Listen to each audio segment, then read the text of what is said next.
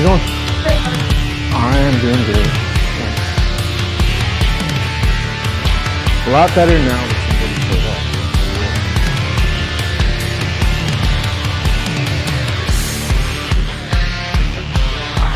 So I've taught a lot of different things. ESG 455, the dynamic systems. That's a senior level, like used to be DME and ME class. Now it's just ME. Taught 152 and 152 lab dynamics. I've instrumentation, a lot of different stuff. Yeah. Kind of go where I'm needed.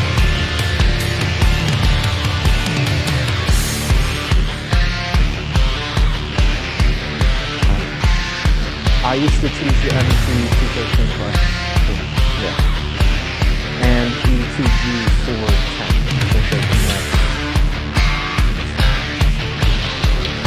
Those are fun classes.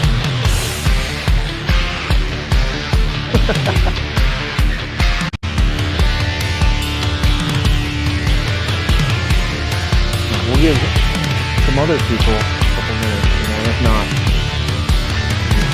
Let's go. See what happens.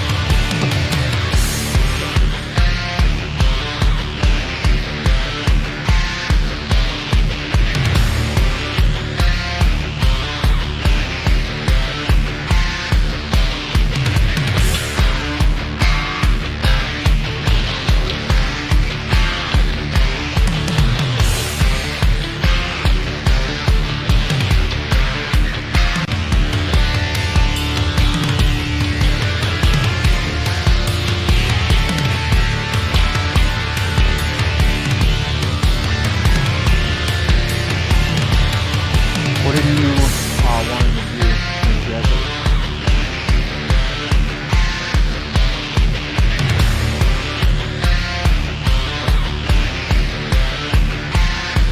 Cool.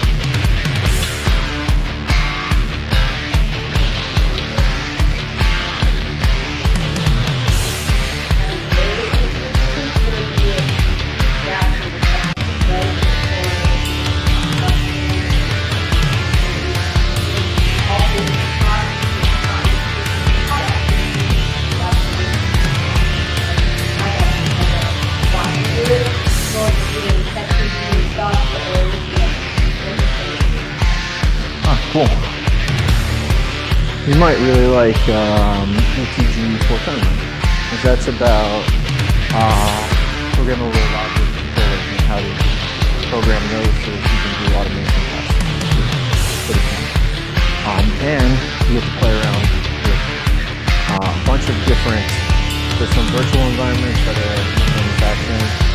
So there's a bottle filling one where you have to fill bottles, but also crack bottles come around, so you have to figure out what to do when it's time to crack bottle. Pretty neat. Yeah. Nice. But I'm glad that is a worthwhile internship. I had one in college that was not. So it was also unpaid. And so it was like double edged. Yeah.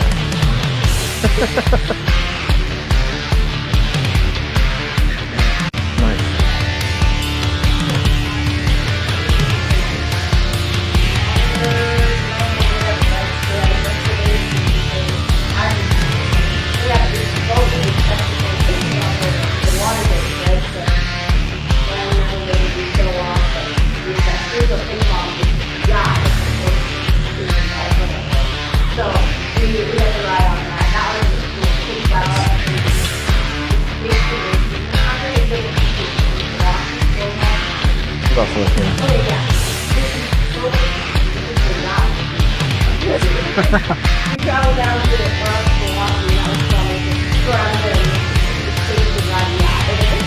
yeah. And that was the start, for sure.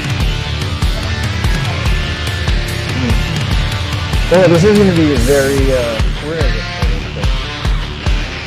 Not fair.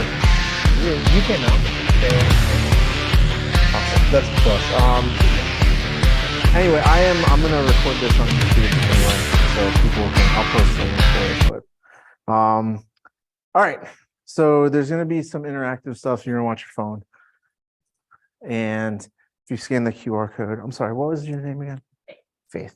Please scan the QR code. This is going to be less less dramatic than if there were a bunch of people here, right? But I just want to get an idea of what do you think an exam is, right?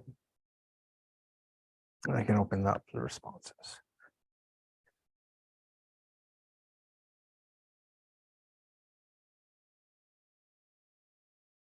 And I will say there is an opportunity to win prizes, a prize later, but I mean, I think you pretty much got it in the bag at this point. Oh. How exciting.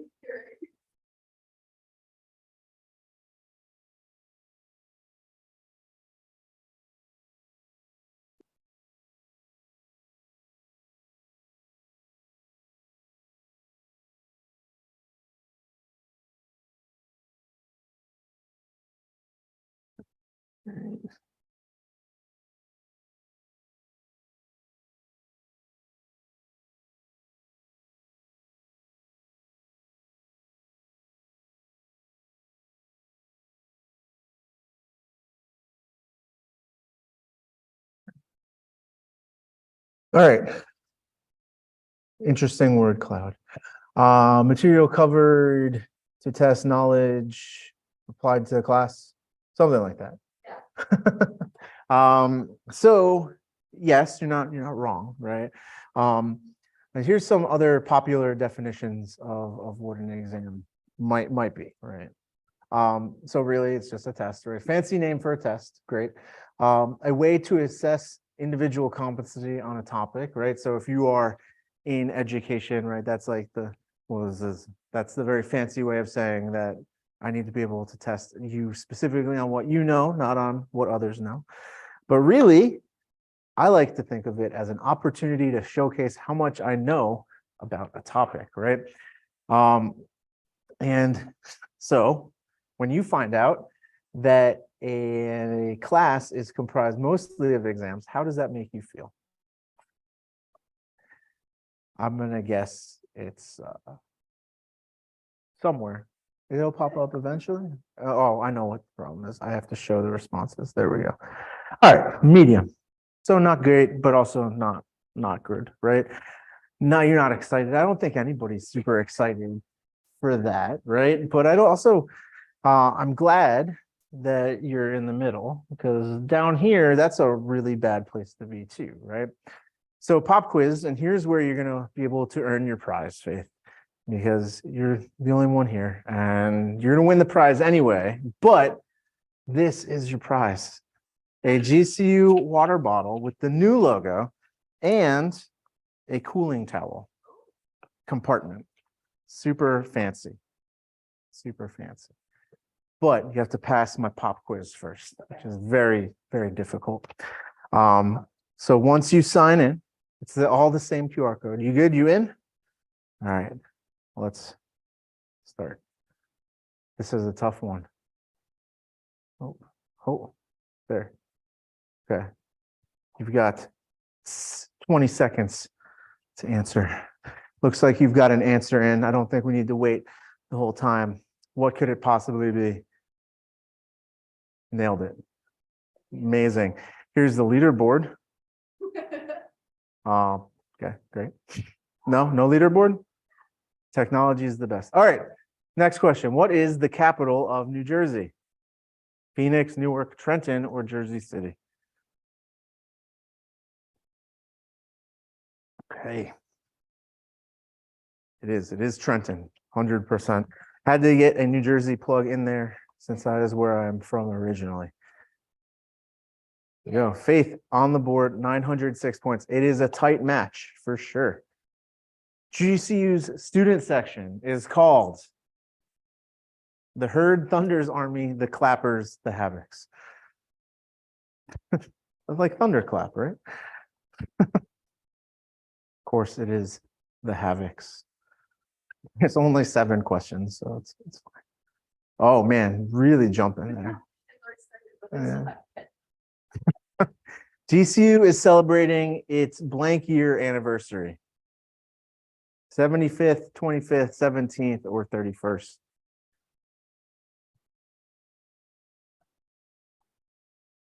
All right. It is. There's a book about it.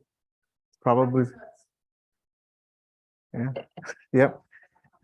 Yeah. Well, that's also why we have the new logo, because they wanted to be fancy for the 75th anniversary, you know? That makes sense there. The president of GCU is Dr. Gibb, Brian Mueller, Pastor Tim, Dr. Roland. Wow. So this is a tough quiz for sure. All right. And CET stands for College of English and Terminology, Center for Engineering and Technology, College of Engineering and Technology, Center for Entrepreneurship and Technology. This is the College of Engineering and Technology. Still crushing it. And taking an exam is frightening, stressful, anxiety producing, hopeless, a skill that can be developed, or all of the above. It is a skill that can be developed. All right. So no shock there. Faith, congratulations. Here is your prize. You earned it. All right. So common exam complaints from students, right? I'm not a good test taker. Exams do not reflect real world events. Material is not the same as the homework. Exams are worth too many points, and exams are too hard. Also, there was no study guide, right? These are all things that students have said to me or others in past years, right? And we're going to talk about each of these in turn in a second. Maybe, I don't know. But I think that they are less complaints and more excuses. Okay? Because just like we said in the last slide, taking a test, whether you believe it or not, right? It is a skill, right? And if you take enough tests, you develop enough strategies that you become proficient at doing that, right? So let's go over these one by one. Dr. D, I am not a good test taker. Okay. Well, that's false. You are a good test taker. You just have told yourself that you're not. Okay. And so I would say that you are not preparing correctly, because when you walk into an exam or a test or a quiz or whatever it is, a job interview, right? You want to feel confident and you want to feel like you know all the things that you need to know to be successful. And the reason why you feel like you're a test taker, if you do, is because you probably didn't spend as much time studying things that you need to study. Okay, so again, taking a test is a skill, right? So how do we prepare correctly, right? That's the real question. That's the thing that people want to know. We'll get into it a little bit and some tips that I have, right? But we'll get into that in a second, right? Let's go through the next one, right? Exams are not real world, right? In the real world, nobody's going to sit me down for 2.5 hours and tell me I have to answer 50 multiple choice questions, right? And that is true, but overall, this statement is false, because you should tell that to the team that brought Apollo 13 back from the failed, well, not a failed NASA mission, but they brought them back after they had significant issues and an explosion and all, if you've seen the movie, right, based on historical events. Time pressure exists in the real world. Things happen that you weren't expecting, and that in itself is a test of what you know, right? You know, Faith, you said that you had your internship, right? And if something catastrophic happens, right, on a manufacturing line, you don't get the luxury of being able to take a step back and be like, okay, we'll just stop production for a couple of days while we figure this out, right? Because at the end of the day, time is money, as the saying goes. And whether or not that's good, bad, or indifferent, that's not for that's not for me to decide, right? That's just a side effect of being in the world, right? And so you need to be able to have your faculties about you when pressure situations arise. Stuff will hit the fans eventually, right? That's stuff isn't the word that people typically use, right? But eventually something will fail. You're an engineer, right? And you don't get paid for when things are working. You get paid to fix things that are broken and to do it quickly, right?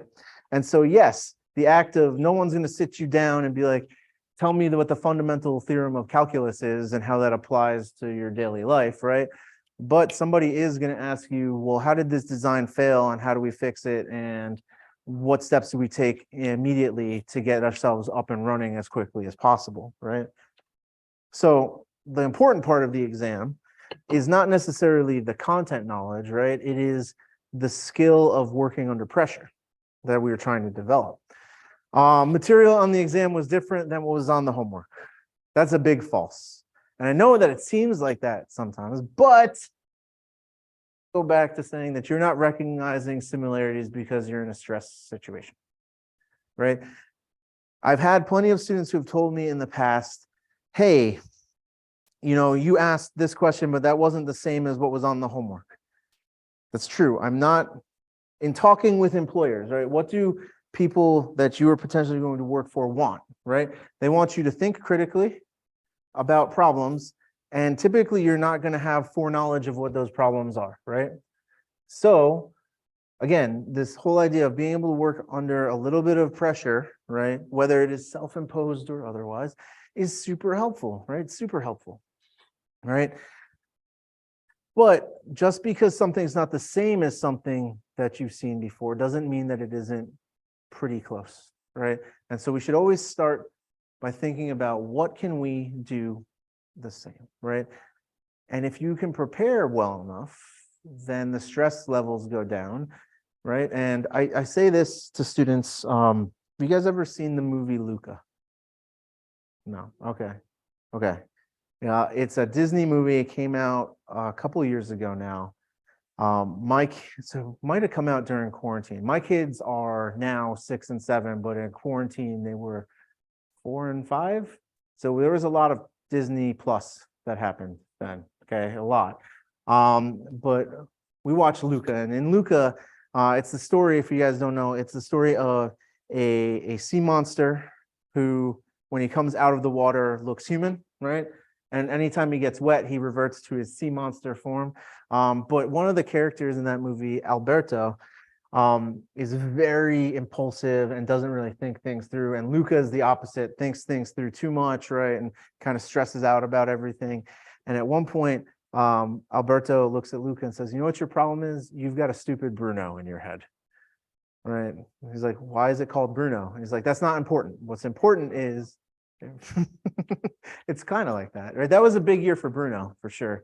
But the important thing is you can't always listen to that doubting voice in your head, right? So Alberto tells him, just say Silencio Bruno. And so if you need to in an exam and you're just sitting there and you hear your doubts in your head, just say out loud as you can, Silencio Bruno, and everyone will look at you, but you'll feel better, and that'll be fine.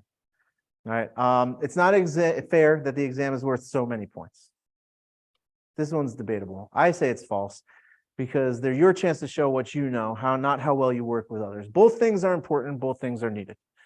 You need to be able to work in a team, but there are times when you need to be able to work for yourself, right? And so you guys probably know, you've probably done enough group projects to know that there are certain people who like group projects because they feel like they can just coast through on everybody else's work, which is not fair, right? Which is why exams are there to kind of catch that element of it.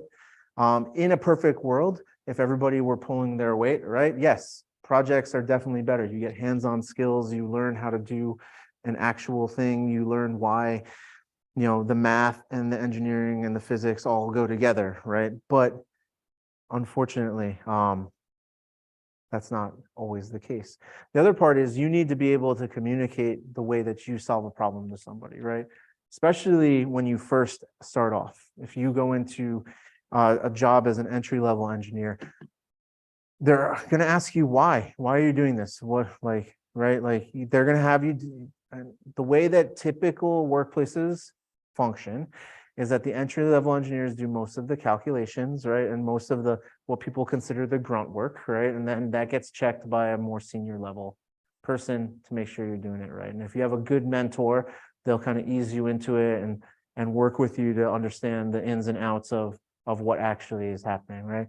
But you need to be able to communicate your process to people. And that's all really that an exam is, right? And I know you've heard professors here say, make sure you show your work, make sure you show your work. And it's not because they're just being mean and want you to show your work. It's because if you get something wrong and you don't show any work, how are you supposed to figure out where it went wrong, right? This all goes back to what you actually get paid for as an engineer, which is to fix problems, right? To identify a problem and fix it. And, I would argue that the solving of the problem, the process that you use, is much more valuable than finding the correct answer in quotation marks. Because when you get out of here, yes, tests are designed with a right answer, but in the real world, there are multiple right answers, right? So I would recommend focusing less on getting the correct answer and more on how you solve the problem, right? If you miss a negative sign, that's not the end of the world. If you're out of the ballpark completely, that is. Right. All right. That exam was too hard. False. But this is completely subjective. I understand that, right? But I would say that you're letting stress and anxiety control your perception. Depending on who you have, different instructors have different methods of making exams. The most common one is that however long it takes a professor to take an exam, you get 3 times as much time to do it. Okay. Fair. And I would agree with that, right? Sometimes communication is lack. And it turns out that engineers are not always known for being great communicators, right? That is a thing. But again, right, like there's no reason why you can't ask a clarifying question about an exam problem, right? And in the real world, if your boss asks you to do something and you were like, okay, so just so that for my clarity, right, when you said this, did you mean this, right? And that's, I think, a fair and valid thing to do, right? So if you're confused legitimately about how a question is worded, just ask. And what major are you? Mechanical. What year are you? First? Okay. You got plenty of time. But to develop relationships with professors, but you're probably taking in ESG 162, right? And so you've got one of like 5 different people in there. Who's your 162 professor? 162. The engineering math.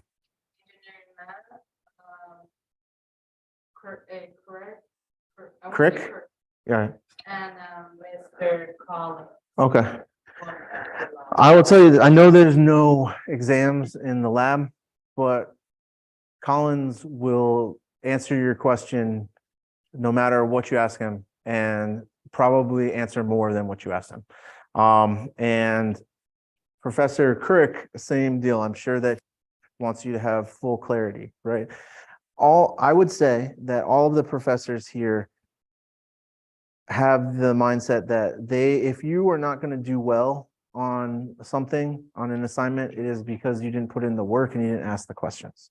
So whenever you have a question, make sure you ask it. Whenever, right? There's no study guide. All right, my question to you on this is, if you needed one, why didn't you make it? Right? It's all right. So what is it, about 2 years ago, I took the professional engineering exam. Okay.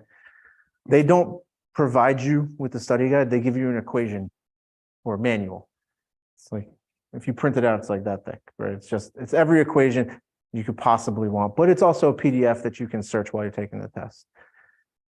but it was on me to figure out what I needed to study and how to do it, right? There's no best way to study that's universal. That's the bad news, right? I can't give you a cure-all for how to do it, but I can give you some tips that help me. And if a professor provided a study guide that was great for you, that might not be great for somebody else, right? In general, I would recommend doing the homework first, right? And we'll talk about some tips and tricks in a minute. We're going to do another one of these though, right? Because I want to see how you guys study. I'm sorry, what was your name? Eleanor. Thank you for coming, Eleanor. Sorry you missed the prize portion of it. There was a pop quiz. Was it?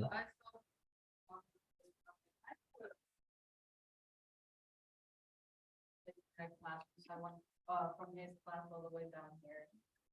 Oh, sorry. You know what? You come to the next one though, there'll be an opportunity to win prizes again, for sure. All right. So how do you guys study? What's your go-to study mechanic? All right.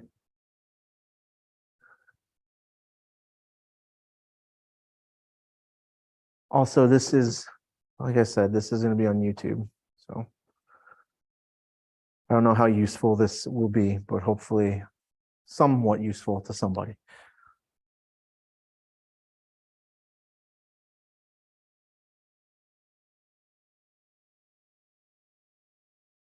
Okay.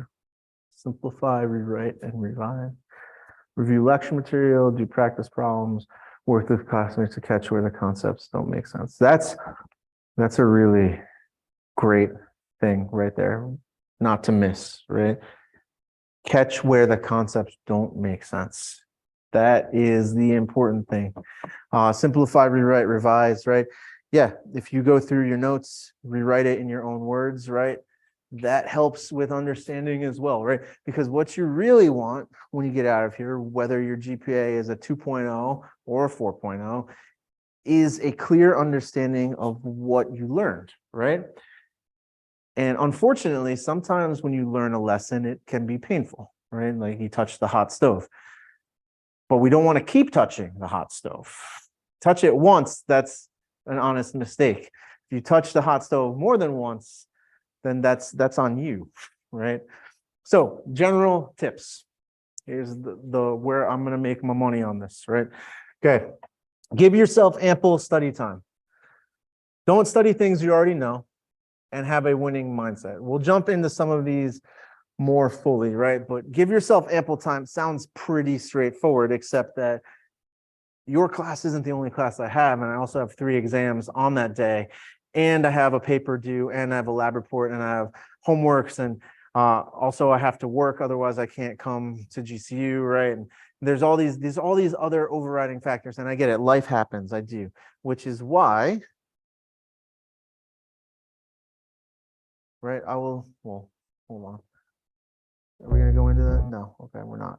All right. Well, we'll stay here then for a second, which is why I recommend studying a little bit over a longer period of time. If you study for like 30 minutes for harder classes, like 30 minutes a night, right? Then you're good, right? Because you're putting in the time over a longer period of time instead of trying to cram all of that stuff into your brain. Studying over a longer period of time also has the added benefit of allowing you to go to office hours and ask questions of professors. And if you don't feel comfortable going to your current professor, we've got 20 some odd faculty here who are more than willing to help you. Just go in and introduce yourself, right? But time management, right? This goes back. Time management is a huge factor in this, and being able to manage our time in an effective manner so that we can do all the things that we want, right? Because I'm not going to tell you to just do your engineering and not make any friends and not have fun, right? Because those are important things too. Self-care is hugely important, and being able to make the time for the things you want to do is important. But sometimes we need to do the things we don't want to do in order to clear the time for the things that we want to do. All right. Don't study things you already know. right? That quiz that we did before, you wouldn't study 2 plus 2. You guys already know 2 plus 2, right? You don't study math facts anymore because they're math facts, right? When you're studying for a test and you're doing practice problems, do the problems that look big and scary, like you don't want to do them, okay?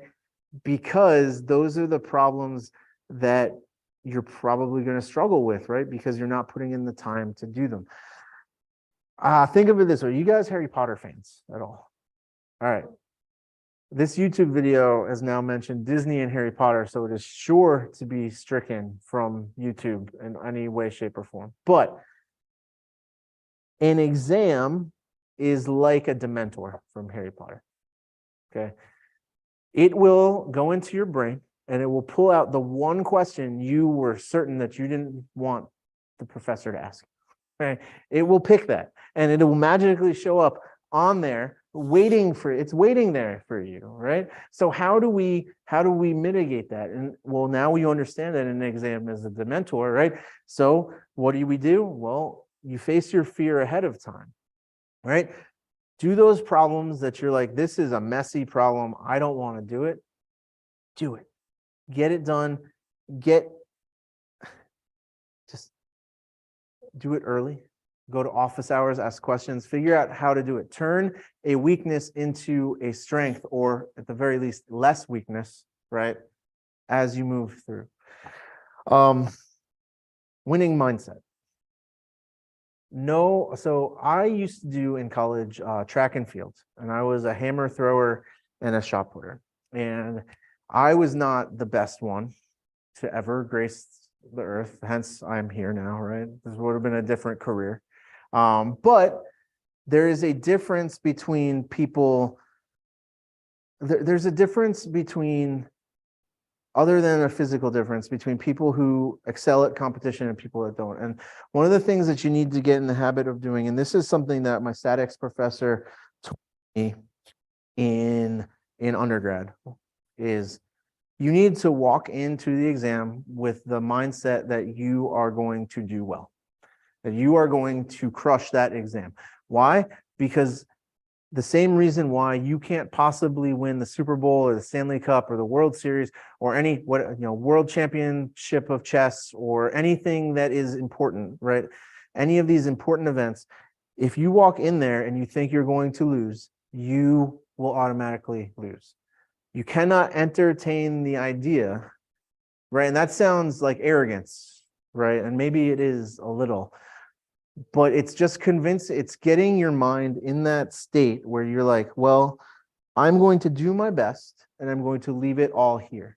And in order for me to do that, I cannot entertain negative thoughts, right? This is the Silencio Bruno principle rearing itself once again. And so what we want to do is we want to walk into the exam and we want to say, you know what, exam, today is not your day. Today is my day. And I am going to crush you, right? Things that have worked for me in the past. Study groups. I am a huge proponent of study groups, to the point that when I was teaching all of the various classes that I taught, I would force students into pre-made groups so that it wouldn't just be with their friends. They would have to work with other people. It has the nice effect of you getting to know your peers, but it also allows you to have a pre-made study group in case you didn't already have one. Your knowledge gaps and somebody else's will hopefully not overlap, right? And so by studying with somebody else, something could be really simple to you, but really hard to them, and vice versa. And being able to explain how to do a problem is typically really helpful, because if I can teach you guys how to do it, then I really know how to do it, right? If you can teach your friend how to solve a problem, right? So explaining your solution process to others, right? That's super helpful. I knew somebody in college, all of a sudden she was like running down the halls of the dorm and gathering just whoever would listen, because she needed to explain this chemistry problem that she's like, I need to explain this to somebody because I know how to do it now and I need to prove that I know how to do it, right? And we're like, yeah, sure, okay, great.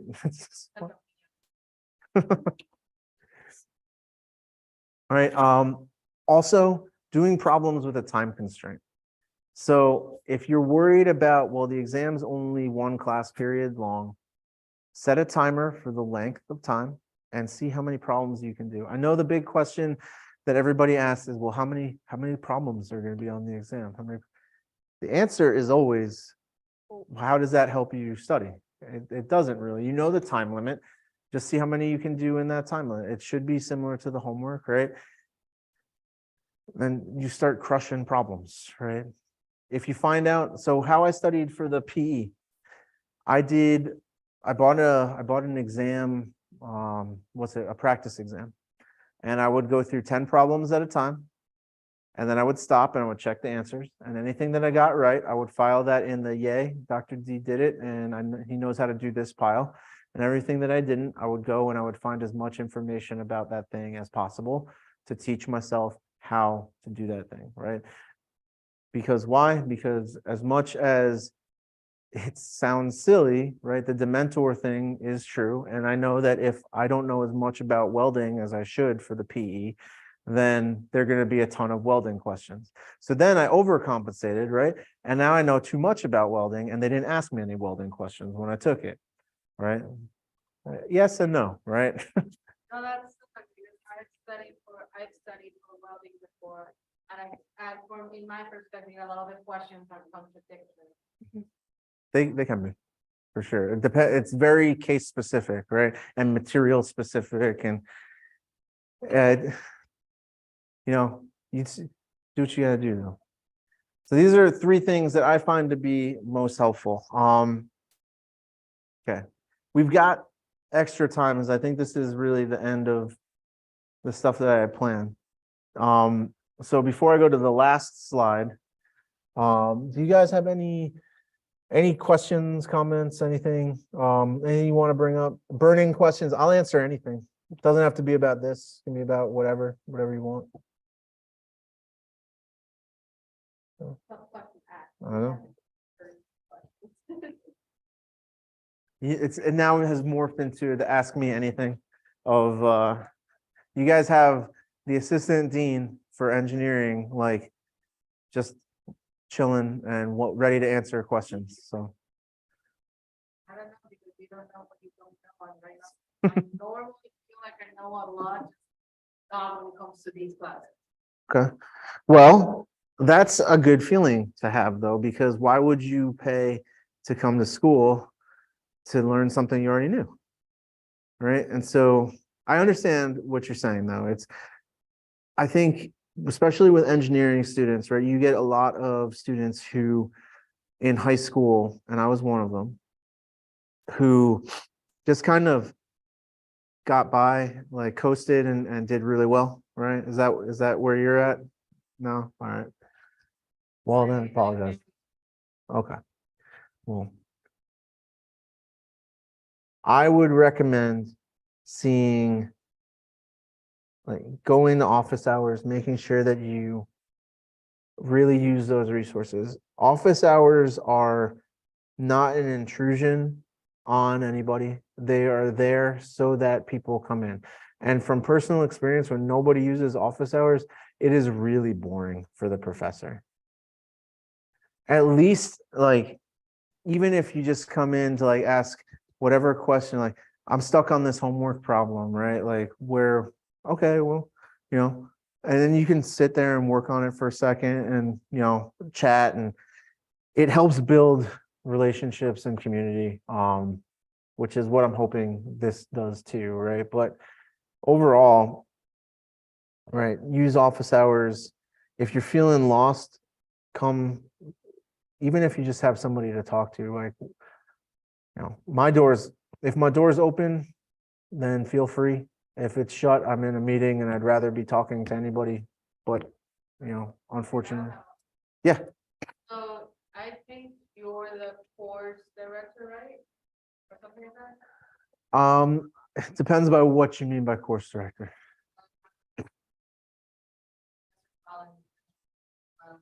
One person basically organizing the schedule? Yeah.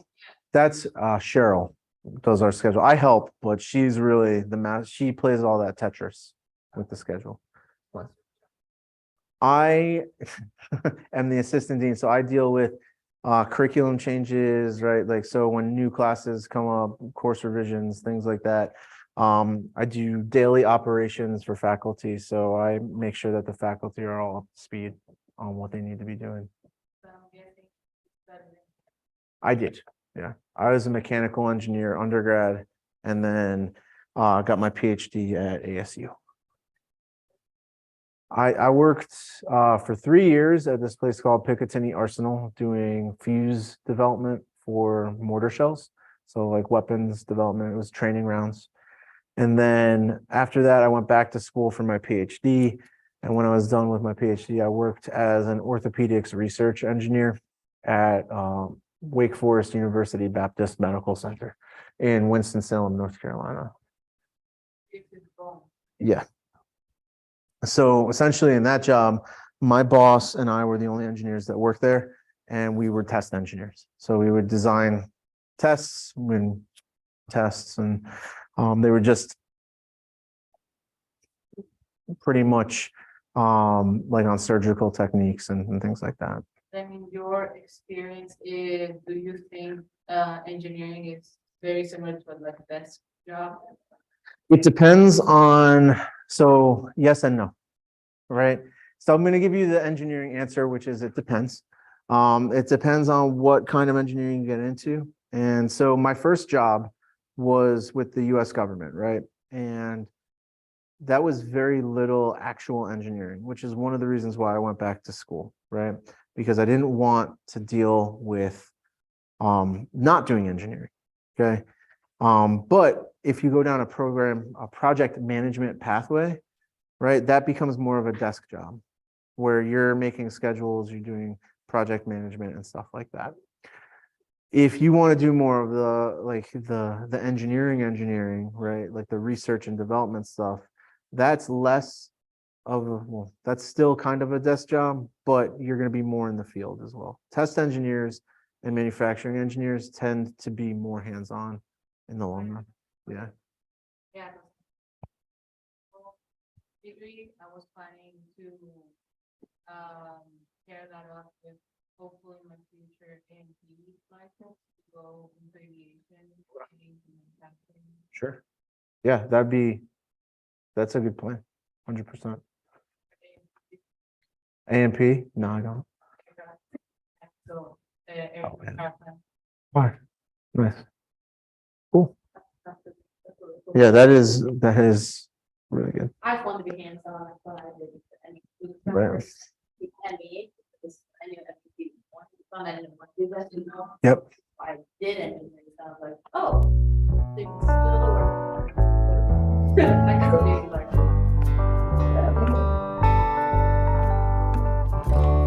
All right. This is just recapping. I know I'm a bit of a graphic designer on the side, right? So, takeaways, right? Taking a test is a skill, time management, mindset. Make sure, here's my email address, michael.tugori@gcu.edu if you guys need it. Right? This is just gonna leave. But if you guys have any questions, my office is 344A. Swing by whenever. We're gonna try to schedule another one of these in next month. I'll post about it in Discord, and I'm sure all the other professors will also let you know. So